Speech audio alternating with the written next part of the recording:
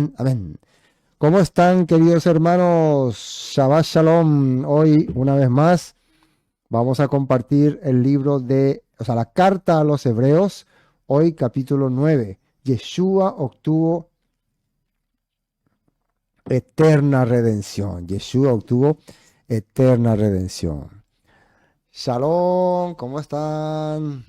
Asunción, Paraguay. Desde aquí les saluda a su pastor Sergio David. Ahí estamos desde Barrio San Vicente, ¿no? Barrio San Vicente, ya estando conectados con los hermanos que van a participar hoy con nosotros a través de la reunión. Y le tenemos, por ejemplo, los que han escrito en el chat, lo voy a saludar un ratito, Denis Crossdalle. Después Silvia Domínguez, que es de Panamá, María Plasencia, Maximino Montiel de Quindú, es de abogado de San Bernardino. También está hermano Oscar Duré desde Villarrica. Y claro, saludándonos aquí. Se llama Shalom an Israel. Así nos están escribiendo. Bueno, hoy el tema es la carta a los Hebreos, capítulo 9. Ahí está, carta a los Hebreos, capítulo 9. Nosotros ya hemos enviado la invitación al grupo de WhatsApp, así que pueden conectarse todos los que están ahí listos. Esperemos que se pueda entender este tema, ¿no? Que es un tema tan importante y hay tantas cosas controversiales aquí, ¿no? Que no se puede distinguir muy bien a simple percepción, pero una vez que uno observa, lo distingue. Bueno, vamos directamente ya a nuestra Biblia, que es lo más importante, la Biblia. Vamos a ver la Biblia, ahí está. Hebreos capítulo 9, reglas antiguas sobre adoración. Este está en la nueva traducción viviente. Vamos a cambiar a nuestra, porque Reina Valera, que es la que más se conoce. Entonces, cuando algunos dicen que hay algunos errores o alguna falta, lo que nosotros tratamos de hacer es ver esos errores y de a través de eso entender. Habíamos visto el nuevo pacto, ¿no? Capítulo 8 terminó. Al decir nuevo pacto, ha dado por viejo el primero. Y lo que se da por viejo y envejece está próximo a desaparecer. Primero, ¿qué es nuevo? Es el entendimiento correcto que se le va a dar a la palabra. Ha dado por viejo el primero. ¿Qué es el primero? Es la alianza que hizo el Todopoderoso con su pueblo en el pasado y que no funcionó para que los israelitas puedan ser parte de su reino eterno.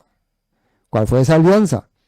Una tierra prometida, un pacto de instrucciones, unos tratados para que puedan cumplir, el cual ellos no pudieron ejecutar.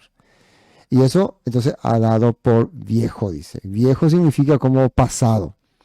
Y lo que se da por viejo y se envejece está próximo a desaparecer. ¿Por qué próximo a desaparecer? Porque antes de que se cambie el sistema por el cual ellos podían conectarse con el Eterno, el Todopoderoso tenía que poner con, ¿cómo se dice? Tenía que presentar la nueva manera que ellos podían volver a restablecer el pacto y la alianza. Y eso es lo que vamos a ver. Entonces, palabras claves que analizar. Nuevo pacto, dado por viejo, que quiere decir viejo, que era del pasado, y también desaparecer, quiere decir que ya no se va a usar, pero que todavía se estaba usando. ¿De qué se tratará? Bueno, eso vamos a ver en el capítulo 9. Ahora bien, aún el primer pacto, fíjense que habla del primer pacto, el primer acuerdo que hizo con los israelitas, tenía ordenanzas, dice. Tenía ordenanzas, ordenanzas significa reglas, leyes. Ordenanzas, tenía ordenanzas y leyes. De culto, ¿qué es culto? Es una actividad, una forma de adoración. Entonces, ¿qué es lo que tenía el primer pacto? Ordenanzas, tenía un sistema de adoración y tenía un santuario terrenal, dice. Santuario es como decir un lugar sagrado, un lugar donde ellos iban y se consagraban al Todopoderoso. sería que está hablando del tabernáculo. Vamos al nota 1. Una traducción dice: el primer pacto entre Elohim e Israel incluía ordenanzas para la adoración y un lugar valga la redundancia, de adoración aquí en la tierra, un sitio físico, que era el tabernáculo, que significaba Mishkan en hebreo, que significa una tienda de campaña. Mishkan, una tienda de campaña, una carpa. Los israelitas tenían en la antigüedad, mientras estaban en el desierto, una carpa donde hacían su adoración. Dice el 2, porque el tabernáculo, o sea, la Mishkan, estaba dispuesto así. En la primera parte, llamada el lugar santo, estaba el candelabro, la mesa y los panes de la proposición. Bueno, ahora está explicando de ese santuario terrenal que tenía el israelita, en la cual aplicaban estas ordenanzas que era del primer pacto. El tabernáculo, dice Éxodo 26:1, harás el tabernáculo de 10 cortinas de lino torcido. Bueno, acá dice dónde aparece el tabernáculo. El Éxodo 26:1 es donde el Todopoderoso le manda a Moisés crear esta Mishkan o tienda de campaña. Candelabro, Éxodo 25:31, harás además un candelero de oro puro, labrado a martillo, se hará el candelero, su pie, su caña, sus copas, sus manzanas y sus flores serán de lo mismo, o sea, de una sola pieza. Entonces, ese era el candelabro, Bueno, ahí para que podamos saber. Ahora, quería mostrarle a la mesa de los panes de proposición. También está acá en Éxodo 25:23. Harás asimismo una mesa de madera de acacia. Su longitud será de 2 codos. Bueno, en cada parte, en todo el libro de Éxodo está narrando todo lo referente al tabernáculo y qué es lo que tenía que hacer. Ahora, yo tengo aquí, estuve buscando algunas fotos para mostrarle para los que no conocen qué era el tabernáculo. A ver, aquí, ahí está. A ver, vamos a ver ahí. Esto que ven ahí es el tabernáculo. No sé si se está viendo. Este era la tienda de campaña. Fíjense que estaba rodeado de un muro de cortinas con, ¿cómo se llama esto? Capiteles, creo que le decían. Muro de cortinas, tenía una puerta principal. En esta primera parte se encontraba el altar del holocausto, donde ellos hacían su sacrificio. Y después tenemos también la fuente de bronce. La fuente de bronce es donde se lavaban. Y acá adentro está la tienda, que estaba cerrado, cubierto por varios mantos. Dice que acá humeaba el humo del incienso. Acá esta tienda estaba dividida en dos partes, lugar santo y lugar santísimo. Bueno, este es el tabernáculo. Recuerden que ustedes, si quieren más información, entran en Google, Internet, y ahí pueden ver todo lo relacionado con este tabernáculo. Eso les muestro esto. Ahora, está dividido en dos partes, dice. Veamos esas dos partes. A ver, no, ¿dónde estaba? Fotos. Imágenes. No, este no era. ¿Dónde está? Acá fue. Acá está. Bueno, ahora le voy a mostrar. Voy a tapar este. ¿Cómo se llama? Creo que no alcé esa foto. Bueno, un ratito, les voy a hacer otra foto. Mientras ustedes ven eso, les voy a mostrar otra imagen. Imagen 5. Ahí tengo, examinar. A ver, aquí, acá está. Esta es perfecta. Ahí. Ahora sí, fíjense, ahí está. Ahí están viendo ustedes el lugar santo. Esto es como de un costado, como mirar de un costado. Y está el lugar santo y el lugar santísimo. En el lugar santo, acá está la entrada principal, de afuera. Como les digo, ahí estaba la mesa de los panes de proposición, el candelabro que está allá, que se ve como un... A ver, acá se puede agrandar. Ahí, para que se pueda ver más. Ahí, ese Exactamente eso es el candelabro. Vamos a agrandar para el candelabro. Ahí está. El candelabro, ese es el lugar que están viendo ahí, es el lugar santo. El candelabro, la mesa y el altar del incienso. Y después en la segunda parte tenemos el altar del holocausto. No, perdón, el arca del pacto. El arca del pacto. Estoy tratando de poner netamente así. Ahí. Ahí se ve. Bueno, al cruzar acá una cortina, ahí está el arca del pacto. Tienen el arca del pacto. Dentro del arca del pacto estaban las tablas de la ley de Moisés, la vara de Aarón y el maná que el Todopoderoso les dio. Pues todo esto era lo que había en el tabernáculo. ¿Qué se entraba a hacer ahí? El sumo sacerdote entraba y ofrecía, ¿cómo se dice? Holocaustos. Holocaustos. Tenía yo la imagen, a ver, ahí, no, ahí, no, cierro, ahí está, acá está. Ahí está. El sumo sacerdote entraba con un incensario, acá ustedes están viendo el incensario que tiene en su mano, y ahí ofrecía el sacrificio y hacía una oración. ¿En qué día entraba el sacerdote en el lugar santo, el santísimo? Solo en Yom Kippur, una vez al año. Y eso es lo que vamos a ver ahora. Volvamos a la Biblia. Bueno, para mostrarle un poquito lo que era el tabernáculo, porque si no, acá no entendemos de qué se trata. Todo eso era, recuerden que todo eso hay más información en internet. Porque el tabernáculo está dispuesto así, la primera parte llamada lugar santo, que le mostré ya recién.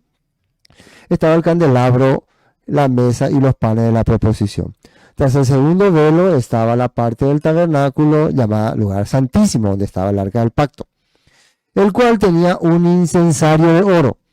Ese incensario de oro, ese incensario de oro es lo que acabamos de ver aquí, que tiene en su mano el sacerdote. Este es el incensario de oro. Ese dice que estaba en el lugar santísimo, tipo al lado del arca, ¿no? Al lado del arca del pacto. Y eso él solamente usaba para el día de Yom Kippur. O sea, él entraba, traía su incensario y tenía que poner el fuego que se quemó en el altar del holocausto. Con eso tenía que prender y con eso tenía que entrar. ¿Se acuerdan que dice que los hijos de Nadab y Abiú entraron con su incensario, pero entraron con fuego extraño? Y por eso Dios lo mató. Este incensario representaba que el holocausto ya fue hecho, que el sacrificio ya fue hecho y que ese humo que estaba corriendo era el humo del fuego del animal que fue sacrificado en el altar del holocausto. Por eso entraba con este incensario en el lugar santísimo. Entonces, ¿qué día era esto? Yom Kippur. Entonces podemos entender que el escritor de Hebreo aquí nos está hablando sobre el día de Yom Kippur, específicamente sobre el día de Yom Kippur, el cual tenía un incensario de oro y el arca del pacto, dice, cubierta de oro por todas partes, en la que estaba una urna de oro que contenía el maná, la vara de Aarón, que reverdeció y las tablas del pacto. Sobre ella los querubines de gloria que cubrían el propiciatorio, de las cuales cosas no se puede hablar en detalle. O sea, no es el tema para el escritor de Hebreo, no es el tema detallar todas las cosas que están en el tabernáculo. No es que quiero explicarle tanto.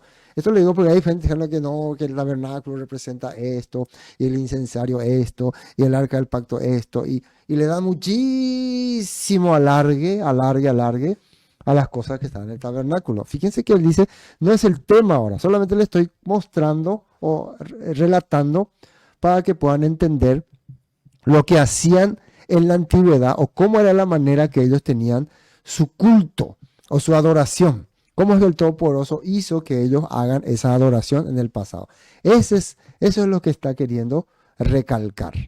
No enfocarse demasiado en los detalles del tabernáculo. ¿Se está entendiendo? Ya tomo un ratito mi mate. Bueno, continuemos. Volvamos a la Biblia.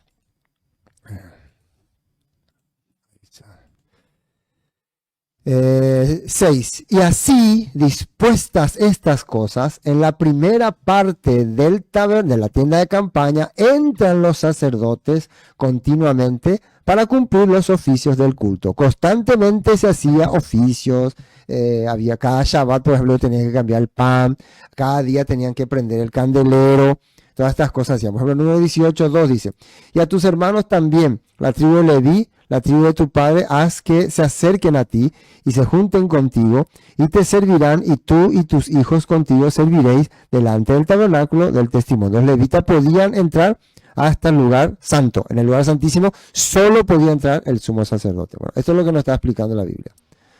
Vean la nota 6. Eso es justamente lo que acabamos de leer.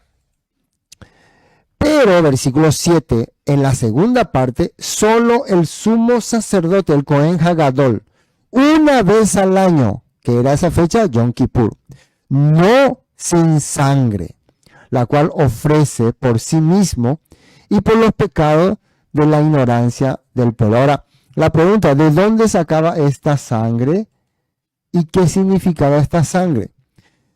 A ver, para que me puedan entender. Les puedo leer todo el capítulo de Yom Kippur. Nosotros cada año estudiamos Yom Kippur, así que no deberían perder mucho tiempo hablarle de ese punto, pero en resumen le voy a hablar. El pueblo de Israel, durante que salió de Egipto, recibió varias ordenanzas.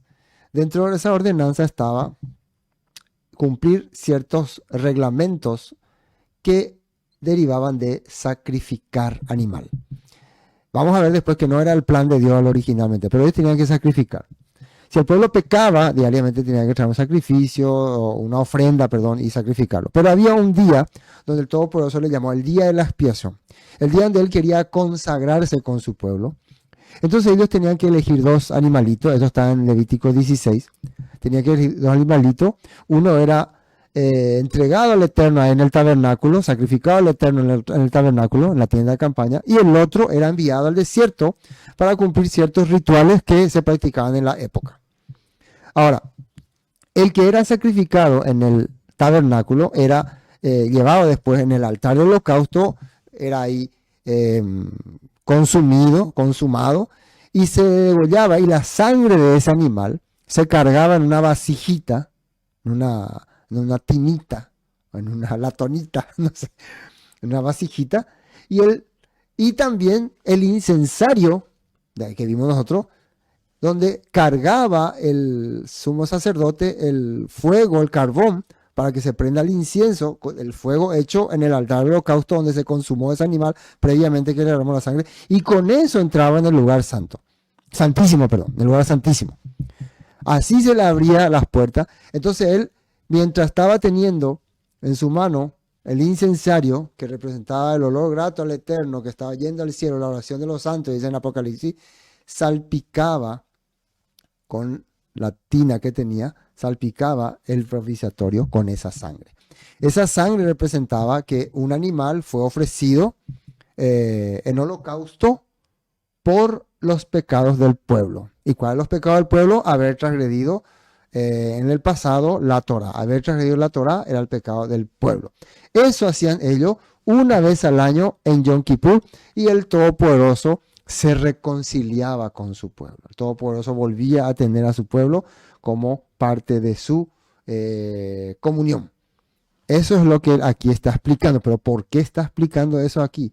¿Qué es lo que nos quiere decir? Eso es lo que vamos a ver ahora. Entonces, pero en la segunda parte, solo el sumo sacerdote una vez al año, no sin sangre, la cual ofrece por sí mismo y por los pecados de la ignorancia del pueblo. ¿Por qué ignorancia? Porque ellos no sabían que no tenían que quebrantar los mandamientos, de lo contrario le iba a venir un tremendo castigo.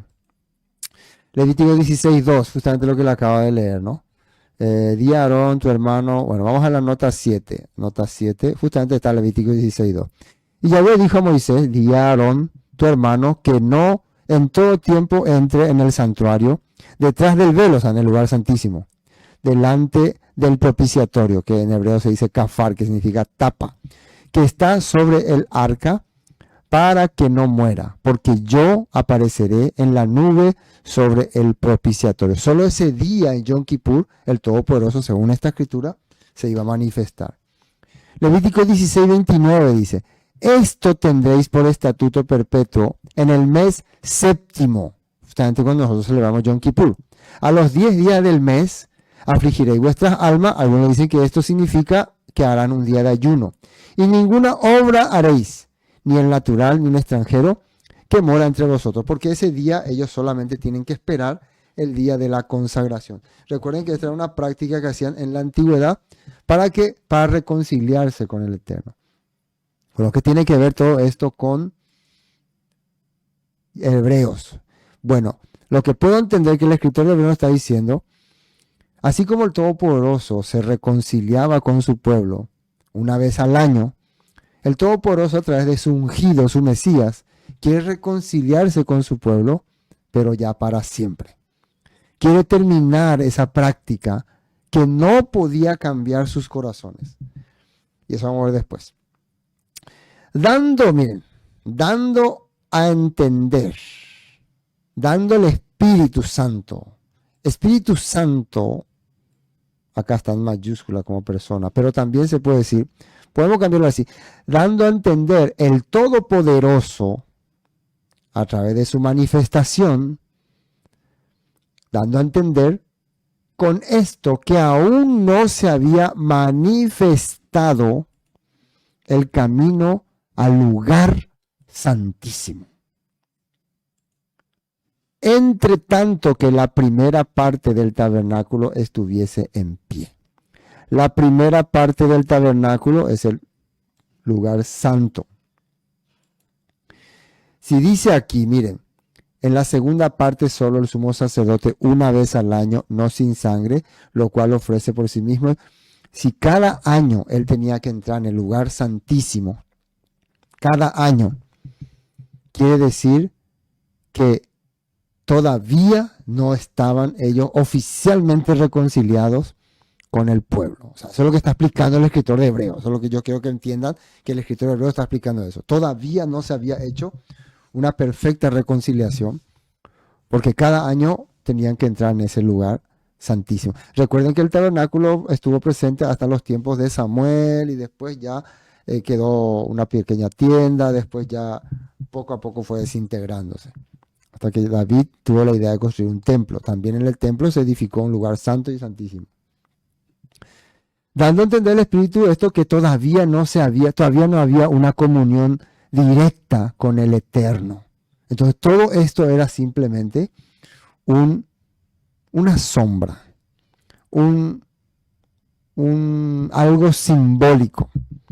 Lo que ellos estaban haciendo era una práctica para un día poder reconciliarse definitivamente con el Creador. Eso es lo que estamos viendo que el escritor de Hebreos nos está relatando. Veamos nota 8. Hebreos 9:8, una traducción viviente. Mediante esas ordenanzas, el Espíritu Santo daba a entender que la entrada al lugar santísimo no estaba abierta a todos, en tanto siguiera en pie el tabernáculo y el sistema que representaba. Bueno, eso es lo que dice en esta versión. En mis palabras sería, mientras sigan practicando el Yom Kippur en el tabernáculo y sigan teniendo que cada año hacer los mismos rituales, va a ser una prueba de que todavía no estaban realmente reconciliados con Dios. Esto es interesantísimo, porque nosotros vemos que cuando viene Yeshua no entra en el santuario terrenal. Yeshua no logra hacer una reconciliación en el santuario terrenal. Pero ¿qué pasa cuando viene Yeshua? En el tiempo de Yeshua, en la época de Yeshua, el tabernáculo terrenal desaparece para siempre. Desaparece para siempre. Entonces se puede entender que Yeshua nos reconcilia con el Eterno, pero en un tabernáculo celestial. ¿Cuál es el tabernáculo celestial? Claro, el reino de los cielos. El reino de los cielos arriba, que va a ser un día restaurado en la tierra. Pero primero se tenía que reconciliar el Todopoderoso con su pueblo. No sé si me están entendiendo lo que digo. Vamos a 9. Lo cual, dice acá, es símbolo para el tiempo presente. Símbolo para el tiempo presente. Símbolo, fíjense bien. Según el cual se presentan ofrendas y sacrificios, atiéndame lo que dice acá, que no pueden hacer perfecto en cuanto a la conciencia. Perfecto significa sin error. Conciencia significa lo que tu mente te dice. Entonces, en tu mente, vos no puedes decir que no tenés errores. Tal vez en tu boca le puedes decir a la gente, yo soy perfecto, yo no tengo errores. Pero en tu mente, sí o sí, sos una persona con muchos errores. Entonces, estos sacrificios puede ser que te haga sentir bien, puede ser que vos piense que está bien, que vos crea que está bien, que a vos te parezca que está bien, pero en tu mente seguí, en tu conciencia seguí entendiendo que no soy perfecto, o sea, soy pecador, como dicen algunas personas, soy pecador. Pero vamos a seguir. En cuanto a la conciencia al que practica este culto, dice. O sea, ellos salían otra vez con su conciencia esperando otra vez la restauración. ¿Y por qué? Les voy a decir por qué. Les voy a decir por qué. Pero vamos a seguir leyendo más. Ya que consiste solo de comidas, ahí dice así, y bebidas de diversas abluciones y ordenanza, fíjense, ordenanza acerca de carne. Está especificando en qué consiste esta práctica. Impuestas, ¿sabe? No era el propósito, se le impuso. Es como a alguien que se le multa algo y se le impone algo que tiene que hacer. Hasta el tiempo de reformar las cosas. Esto es interesantísimo. Hasta el tiempo de reformar todas las cosas. Ahora sí. Nueva traducción viviente dice de la siguiente manera. Esta es una ilustración que apunta al tiempo presente. Pues las ofrendas y los sacrificios que ofrecen los sacerdotes no pueden limpiar la conciencia de las personas que lo traen. Pues ese sistema antiguo solo consiste en alimentos, bebida y diversas ceremonias de purificación. Es decir, ordenanzas externas que permanecieron vigentes solo hasta que se estableció un sistema mejor. Y ahora quiero que presten mucha atención. Acabamos de leer este texto donde nos habla de Hebreos 9, 9 y 10. Esta es una ilustración que apunta al tiempo presente, pues las ofrendas y los sacrificios que ofrecen los sacerdotes no pueden limpiar la conciencia de las personas que lo traen. Pues ese sistema antiguo solo consiste en ceremonias de purificación, es decir, ordenanzas externas que permanecieron vigentes solo hasta que se estableció un sistema mejor. De acuerdo a la escritura, la razón por la cual ellos recibieron la ley de los sacrificios era porque tenían que pagar una culpa, tenían que pagar una multa. O sea, los sacrificios eran parte de una multa por haber hecho una falta a las leyes de Dios. Entonces se le impuso eso. Se le impuso de que ustedes van a partir de ahora seguir estas prácticas hasta que sea restaurado nuevamente el plan del Todopoderoso. ¿Cuándo fue que ocurrió eso? De acuerdo a los datos de la Biblia, cuando Moisés subió al monte Sinaí para traer las tablas de la ley, antes de eso el Todopoderoso ya le había hablado en sus mentes y en sus corazones, cuando les dijo las 10 frases, los 10 mandamientos, Y ellos ya habían escuchado eso en su mente y en su corazón. O sea, en su mente y en su corazón ellos tenían la palabra de Dios. Pero mientras Moisés estaba en el monte Sinaí recibiendo por escrito las leyes y trayendo en tablas de piedra, ellos en la tierra, en el abajo, adoraron a un becerro de oro, hicieron sacrificio. O sea, quebrantaron esos mandamientos que estaban en su mente y en su corazón. Entonces, cuando Moisés baja con las tablas de la ley y ve lo que ellos están haciendo, rompe las tablas, destruye las tablas y clama al pueblo y dice, ¿quién ahora quiere ser realmente del Señor? Y en ese momento dice que se acercan los levitas y entonces a través de los levitas destruyen todo lo que hicieron esos rebeldes y también extermina a los cabecillas de la rebelión, a los cabecillas. Y después consagra a los levitas para que ellos ahora sean como servidores del Eterno. Y en ese momento él le pide al Eterno que tenga otra vez misericordia del pueblo. Y el Eterno le dice, sube nuevamente al monte, prepara tú ahora las 2 tablas y yo las escribiré. Y dentro de esos reglamentos de las tablas, que era lo que Dios quería poner en el corazón y en la mente de ellos, le agrega las leyes de los sacrificios como multa, como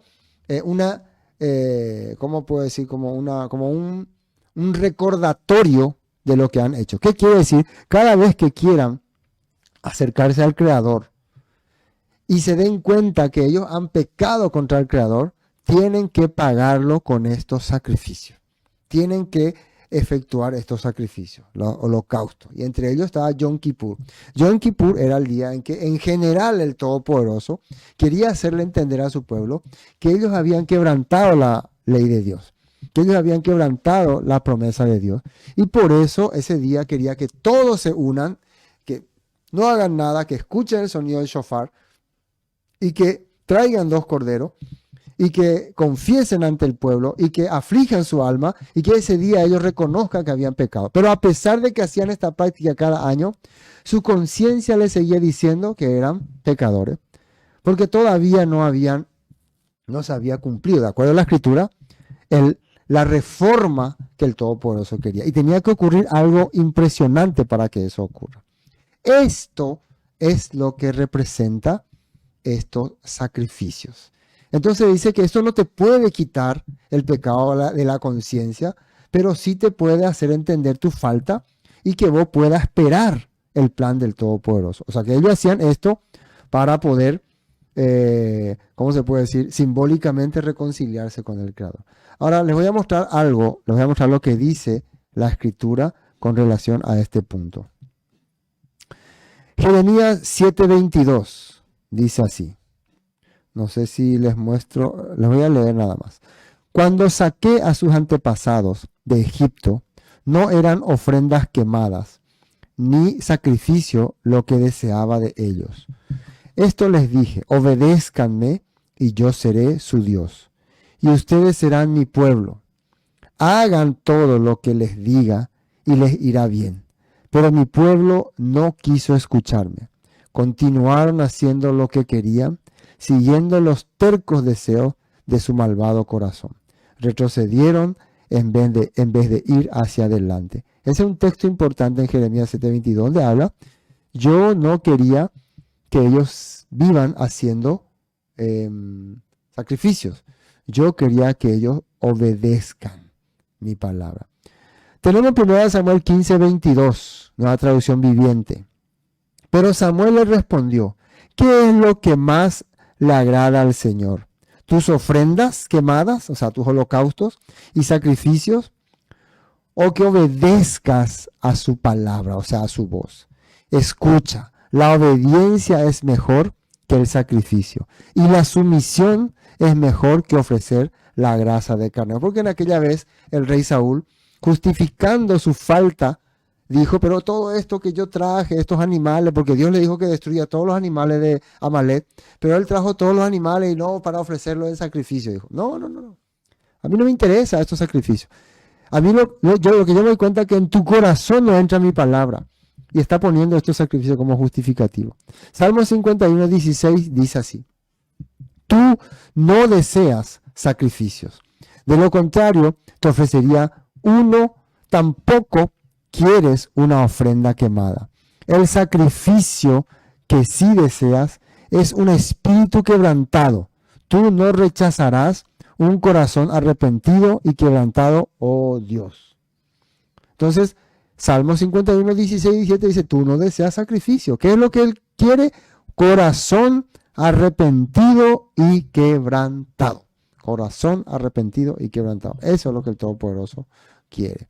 Salmos 4, 5, nueva traducción viviente. Ofrezcan sacrificios con un espíritu correcto y confíen en el Señor. Acá dice, ofrezcan sacrificio, pero con un entendimiento sería espíritu, con una palabra correcta y confíen en el Señor. O sea, los sacrificios tienen que ir acompañados de un entendimiento, cosa que ellos no tenían en ese tiempo. Isaías 1:11, ¿qué les hace pensar que yo deseo sus sacrificios? Dice el Señor. Estoy harto de sus ofrendas quemadas, de carneros y de la grasa de ganado engordado. No me agrada la sangre de los toros, ni de los corderos, ni de las cabras. Isaías 1:16, al contrario, lávense, queden limpios, quiten sus pecados de mi vista, abandonen sus caminos malvados. Aprendan a hacer el bien, busquen la justicia y ayuden a los oprimidos. Defiendan la causa de los huérfanos y luchen por los derechos de las viudas. Esto es lo que vemos que está diciendo en el libro de Isaías 1:16. También haciendo entender que los sacrificios no es lo que a mí me interesaba.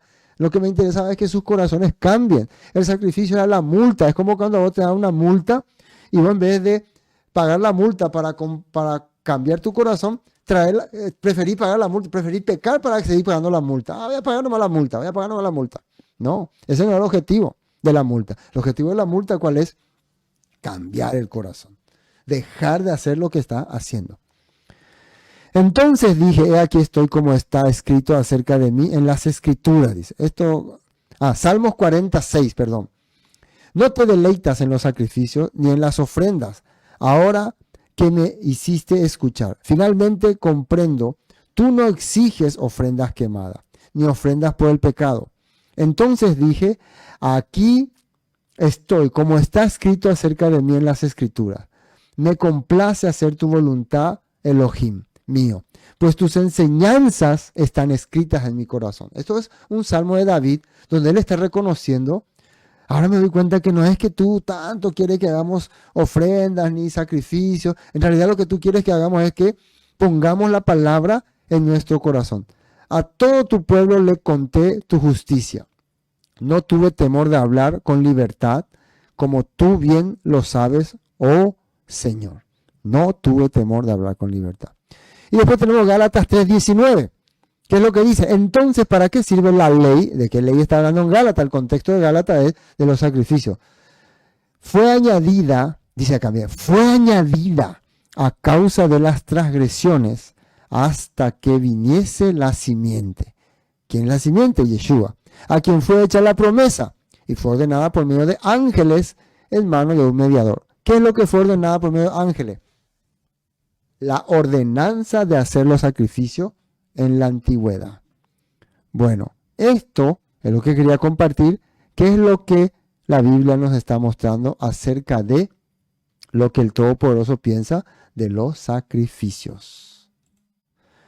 Y continuamos viendo aquí en el texto, ya que consiste solo en comida, bebida de diversas evoluciones y ordenanzas acerca de carne impuestas hasta el tiempo de reformar todas las cosas. Pero estando ya presente Cristo, dice, sumo sacerdote de los bienes venideros, por el más amplio y más perfecto tabernáculo, no hecho de manos, es decir, no de esta creación. Ahora, la pregunta es, ¿cuál es el más amplio? Dice, y perfecto tabernáculo. ¿Qué era tabernáculo? Tienda de campaña, Mishkan. No existe en el cielo, en el reino del cielo, en lo celestial, una Mishkan que parezca a esto. ¿Dónde estaba? Esto. No hay. No vayan a pensar que en el cielo, ahí le estoy mostrando, ahí. No vayan a pensar que en el cielo hay una Mishkan parecida a eso. No hay, no existe. ¿Mm? Entonces, ¿dónde está una Mishkan celestial? Como dice aquí, ¿dónde hay una Mishkan celestial? Es todo, es todo. Por eso dice que el Mesías, sumo sacerdote, no entró en una tienda de campaña, tampoco entró en el tabernáculo, él se presentó en el reino celestial. No hecho de manos, dice, es decir, no es de esta creación. O sea, no es algo que el hombre creó. Pero ¿quién es Cristo el ungido? Vamos a esta nota. Entonces Cristo ahora ha llegado a ser el sumo sacerdote por sobre todas las cosas buenas que han venido. Él entró en ese tabernáculo superior y más perfecto que está en el cielo, el cual no fue hecho por manos humanas, ni forma parte del mundo creado. Hermanos, nosotros no podemos, ¿cómo les digo? Nosotros no podemos saber cuál es la forma del tabernáculo celestial. No le podemos dar forma. No fue creado por el hombre. Ah, pero pastor, ¿acaso a Moisés no se le mostró en el monte un modelo? El modelo era unir su corazón con el Eterno. El modelo era reconciliar al pueblo con el Eterno. Todo lo que había ahí era una representación de generalmente lo que los otros pueblos tenían. Todos los otros pueblos tenían también lugares de adoración, lugar de culto donde había sacerdotes, donde ofrecían sacrificios. Averigüen nomás ustedes, investiguen nomás. Todos los pueblos tenían el mismo sistema. Uno me dirá, pero ¿acaso Satanás acá no tiene nada que ver? No le metan a Satanás en este asunto. ¿Sí? La gente cuando no entiende algo, Satanás el culpable, Satanás el malo. No. Acá el pueblo había desobedecido y el Todopoderoso quería reconciliarse con el pueblo. Quería reconciliarse nuevamente con su pueblo. Y para eso tenían que pagar las faltas y volver al pacto, que es la palabra. Cuando los sacerdotes entraban en el lugar santísimo, el lugar santísimo tenía 3 cosas importantes. Las tablas de la ley, que es la palabra que el Todopoderoso puso en su mente y en su corazón. La vara de Aarón, que le dio la autoridad a Aarón y a su descendencia para transmitir el corazón del Padre. Y el maná, que fue el alimento que ellos recibieron durante 40 días mientras estaban en el desierto. Eso es lo que el Todopoderoso quería unir con su pueblo. Y eso era la copia que Moisés vio que había en el cielo. En el cielo el Todopoderoso quiere ser la voz que gobierne nuestro corazón. En el cielo el Todopoderoso quiere ser nuestra autoridad. En el cielo el Todopoderoso quiere ser nuestro alimento. Por eso Yeshua decía, lo que descendió del cielo es el verdadero pan. Él vino del cielo, dice. Otra vez la palabra, estamos hablando de la palabra. Para que lo que de Él recibamos sea verdadero alimento. Y de eso se trata esta escritura. ¿Ven? Bueno, vamos a continuar.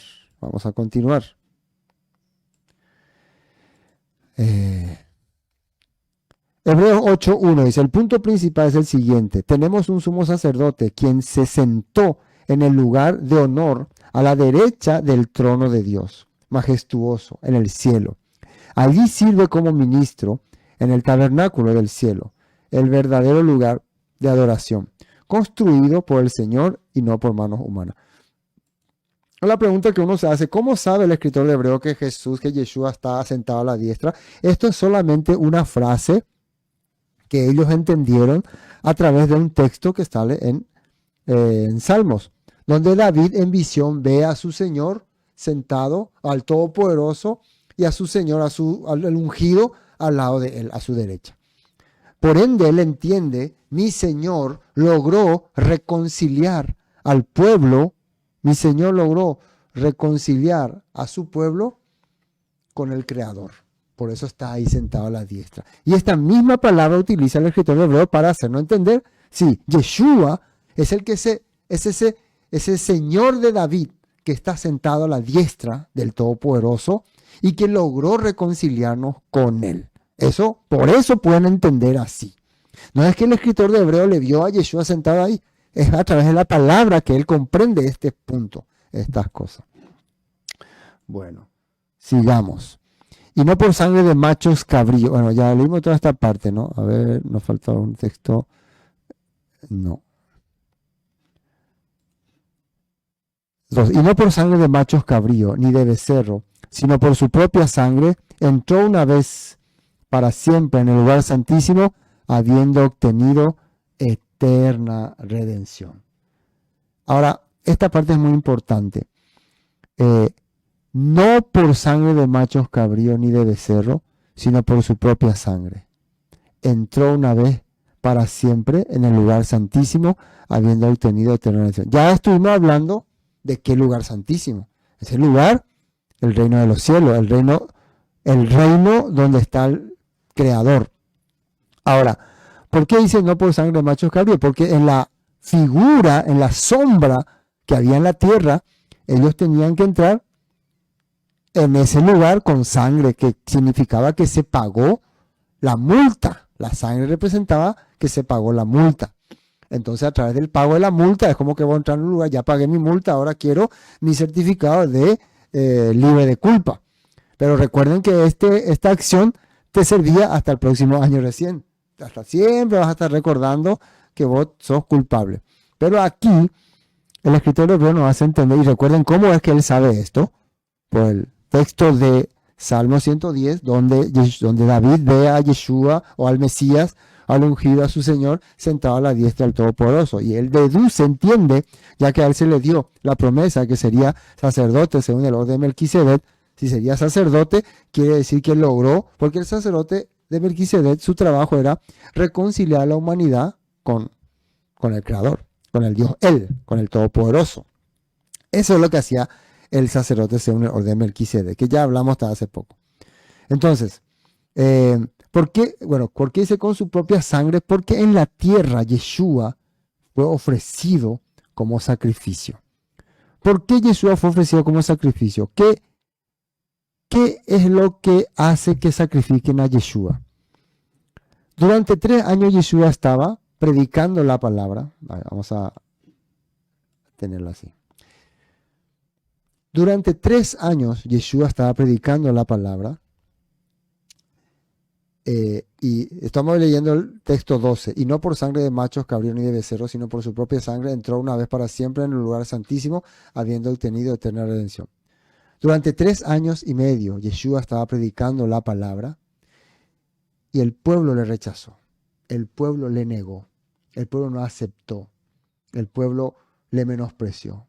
¿Se acuerdan cuando estaba ante Poncio Pilato y dijo Poncio Pilato, ¿qué haremos con él? Crucifíquenlo. Crucifíquenlo.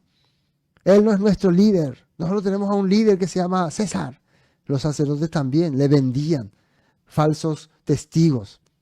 El pueblo en general le rechazaba. Crucifíquenlo.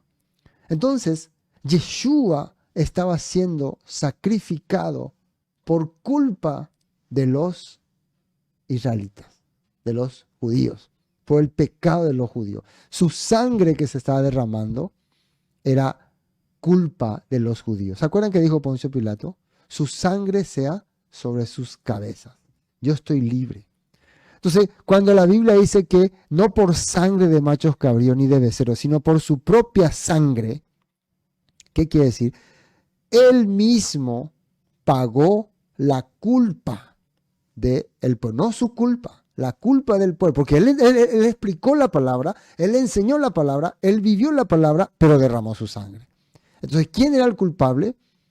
Los que habían rechazado. Y Yeshua con ese testimonio de haber hecho lo que su padre le ordenó y haber tenido que morir por causa de eso, se presenta ante el Creador. Y a través de esa presencia ante el Creador, obtiene, dice, para nosotros eterna redención. ¿Quiénes somos nosotros? Los que hemos aceptado esa palabra, los que hemos reconocido esa palabra y los que hemos entendido que por causa de esa palabra el Mesías tuvo que morir en la cruz. ¿Se entiende lo que estamos diciendo? Eso es lo que la palabra nos quiere explicar. Ahora tenemos nota.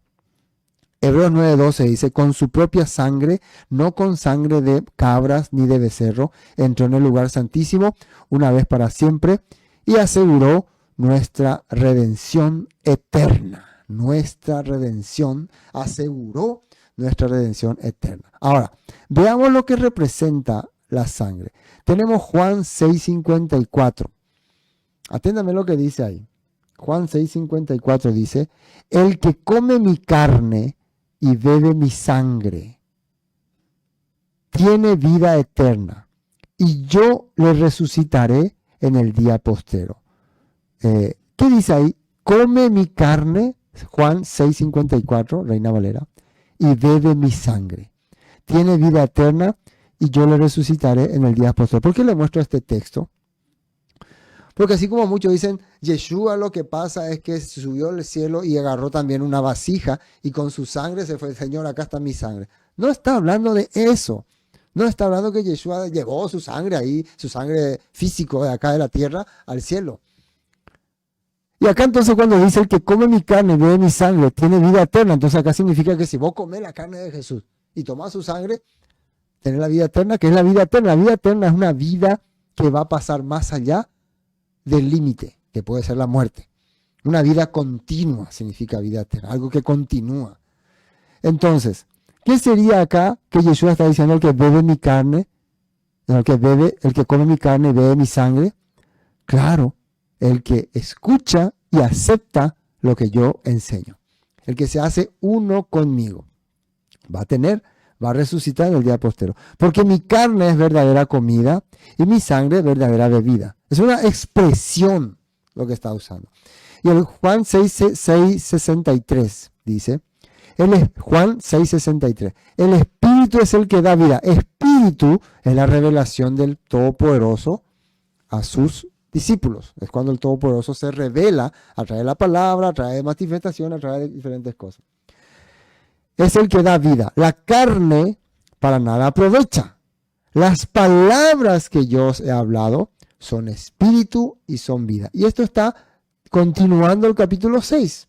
En 6:54 hablaba mi carne, mi sangre. Y en Juan 6:63 ya hablaba que la carne, la enseñanza humana no aprovecha para nada.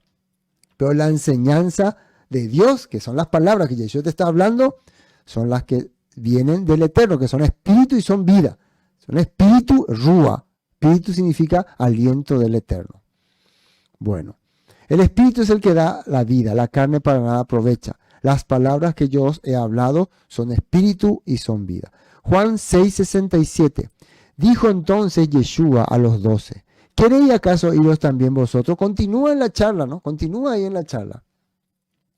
¿Qué le dice también ustedes? Le respondieron Simón Pedro, Señor, ¿a quién iremos? Solo tú tienes carne y sangre de vida eterna. No habló de eso, ¿verdad? No habló de carne y sangre. Solo tú tienes palabras de vida eterna. Tú tienes palabras de vida eterna. Eso es lo que le habló. Tú tienes palabras de vida eterna. Entonces el tema de la sangre representa la palabra. O sea, se presentó con su propia sangre, que se presentó con su propia vivencia, con su obediencia. Lo que más adelante vamos a escuchar en Hebreos 10, donde dice, como la escritura dice de mí, he aquí que vengo, Dios, para hacer tu voluntad, como también decía el rey David. Hechos 20:28 dice, por tanto, mirad por vosotros y por todo el rebaño en que el Espíritu Santo os ha puesto por obispos. Cuando habla de Espíritu Santo, siempre sabe que se refiere al Todopoderoso. Para apacentar la iglesia del Mesías, del Señor, la cual él ganó, está hablando del Mesías, por su sangre. Ahora, ¿cómo se entiende eso? Que el Mesías ganó la iglesia por su sangre, derramó su sangre, ya hay la iglesia. Claro que entendemos que la sangre es el símbolo de morir por una causa. Murió por una causa, murió por enseñar lo que la Escritura dice. Eso representa, ganó por su propia sangre la iglesia. Bueno, creo que queda claro lo que significa, y no por sangre de machos cabríos ni de becerros, sino por su propia sangre, entró una vez para siempre en el lugar santísimo, habiendo obtenido eterna redención. Entonces, su propia sangre es la enseñanza que Yeshua hizo, la vivencia que Yeshua tuvo. Bueno, vamos a continuar. Porque si la sangre de los toros y de los machos cabríos y la ceniza de la becerra, esto está en número 19, rociada a los inmundos, santifican para la purificación de la carne, cuanto más la sangre de Cristo, el cual mediante el Espíritu Eterno se ofreció a sí mismo sin mancha a Dios, limpiará vuestras conciencias de obras muertas para que sirváis al Dios vivo. Hay una pregunta. Fíjense cómo dice acá la Nueva Traducción Viviente, el 14. Imagínense, dice, cuánto más, si acá bajo el sistema antiguo, dice en 14, la sangre de cabras y toros y la ceniza de una novilla podían limpiar el cuerpo, dice, de las personas que estaban ceremonialmente impuras. Está hablando de un reglamento que había en el Antiguo Testamento. Por ejemplo, acá Levíticos 16:3 y el otro creo que es Números 19. Bueno, en la antigüedad ellos ritualmente podían quedarse puros con estas prácticas, dice, con estas prácticas. Imagínense cuánto más la sangre del Mesías nos purificará la conciencia de acciones pecaminosas. ¿Cómo es que una sangre puede limpiar, no? Acá dice acción, griego, obras muertas. Está claramente entonces entendido que acá cuando dice cuanto más la sangre del Mesías, se refiere a lo que el Mesías nos instruyó y por la cual tuvo que morir. Acá hay un texto, Hebreos 6:1, así que dejemos de repasar una y otra vez las enseñanzas elementales acerca del Cristo. Por el contrario, sigamos adelante hasta llegar a ser maduros en nuestro entendimiento. No puede ser que tengamos que comenzar de nuevo con los importantes cimientos acerca del arrepentimiento. Bueno, justamente está hablando acerca del Mesías, ¿no? Cristo sufrió por nuestros pecados una sola vez y para siempre. Él nunca pecó, en cambio murió por los pecadores para llevarlos a salvo con Dios. Sufrió la muerte física, pero volvió a la vida en el Espíritu. Juan 1:17, si vivimos en la luz, así como Dios está en la luz, tenemos comunión unos con otros y la sangre de Jesús, su Hijo, nos limpia de todo pecado. Fíjense que la comunión significa compartir, ¿no? Entonces, al compartir el sacrificio que ha hecho Yeshua, que es lo que está hablando cuando dice la sangre, va a tener poder sobre mi vida. Esto es muy importante entender, porque hoy en día la persona cree que el poder está en, no sé, en la sangre. Si alguien te rocía, esa es la práctica pagana. El poder está en la enseñanza. Y cuando la Biblia quiere mostrar, o sea, tocar la sangre, nos quiere hacer entender que por causa de la enseñanza, Yeshua tuvo que derramar su sangre. Imagínense cuánto más la sangre de Cristo nos purificará la conciencia de acciones pecaminosas para que adoremos al Dios viviente. Pues el poder del Espíritu Eterno, del Mesías, se ofreció a sí mismo a Dios como sacrificio perfecto por nuestros pecados. Bueno, vamos a terminar hoy esta parte porque vamos a continuar la próxima vez que compartamos Hebreos, la segunda parte. Así que por eso es mediador de un nuevo pacto, dice. ¿Por qué es mediador de un nuevo pacto? Porque trajo el mensaje, cumplió el mensaje y murió por el mensaje. Entonces, mediador, ¿qué significa? Intercesor. Mediador es intercesor, el que por eso Él es mediador de un nuevo pacto entre Dios y la gente, para que todos los que son llamados puedan recibir la herencia eterna que Dios les ha prometido. Pues Cristo murió para librarlos del castigo por los pecados que habían cometido bajo ese primer pacto. Bajo ese primer pacto se refiere a el reglamento que se dio en la antigüedad. Entonces, voy a hacer un resumen general. Este libro de Hebreos relaciona mucho el tema de la redención. Lo que el escritor de Hebreos trata de hacernos entender es momento de reconciliarnos con el Padre, y la mejor manera es viendo la obra redentora que ha hecho nuestro Maestro. Él le pone como superior a Moisés porque vio o ve o tiene testigos de que hizo mayores proezas, y entre ellas está el haber resucitado. Claro, si ellos no creen en la resurrección de Yeshua, no hay ninguna manera de ponerle superior a Moisés, pero Yeshua resucitó. Yeshua tiene el testimonio de haber hecho muchísimos milagros en el pueblo de Israel. Yeshua tiene el testimonio de haber cambiado el corazón de muchas personas, celotes, cobradores de impuestos. Yeshua tiene el testimonio de haber experimentado la voz del Eterno, y algunos la oyeron, dice. Pedro en una parte dice, nosotros oímos una voz del cielo que decía, este es mi hijo amado. Entonces, todos estos argumentos dan a entender al escritor de Hebreo, a los escritores de Hebreo, Yeshua es el restaurador del nuevo pacto. El nuevo pacto que se le habló a Jeremías, el cual el Todopoderoso dice que iba a poner en nuestra mente, en nuestro corazón como al principio, pero que el pueblo había rechazado. Entonces Yeshua va a traer nuevamente la restauración de la ley de Dios, de la ordenanza de Dios en nuestra mente y en nuestro corazón. Y por ello va a pagar con su vida. Entonces de ahí el valor de la muerte de Yeshua, de que puso nuevamente la enseñanza en nuestra mente y en nuestro corazón. Y eso es lo que el escritor de Hebreo nos está diciendo.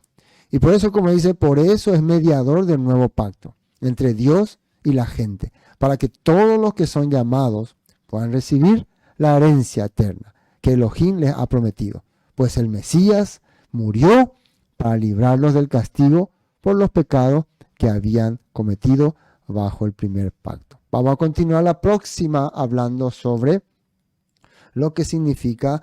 Ahora bien, cuando alguien deja un testamento, es necesario comprobar que la persona que la hizo ha muerto. El testamento solo entra en vigencia después de la muerte de la persona. Mientras viva el que lo hizo, el testamento no puede entrar en vigencia. ¿De qué se refiere cuando habla de testamento? Es pacto o alianza, un acuerdo. Ahora, cuando dice mientras viva, yo te dejo un acuerdo, entonces, mientras viva esa persona que te dejó ese pacto, entonces no, vos mientras esté viva, seguí lo que la persona te dice, pero cuando esa persona ya no está, entonces el pacto que hiciste con él hace que vos siga cumpliendo o que siga ejecutando esa acción, porque hiciste un pacto. Es como David y Jonatán hicieron un pacto, y mientras estaba vivo Jonatán, no necesitaba todavía que el pacto se aplique. Pero una vez que Jonatán murió, ahí se aplicaba el pacto de que David iba a proteger a su familia, iba a proteger a su gente y a su descendencia. Algo así. Pero este tema vamos a redondearlo la próxima semana. Amén. Que el Todopoderoso les bendiga, el Todopoderoso les ilumine y sigan adelante. Nosotros seguimos escuchando, aprendiendo a través de la Escritura. Así que shalom para todos. Este fue el tema que hoy hemos compartido. Carta a los Hebreos, capítulo 9, del 1 al 15. Yeshua obtuvo eterna redención para nosotros.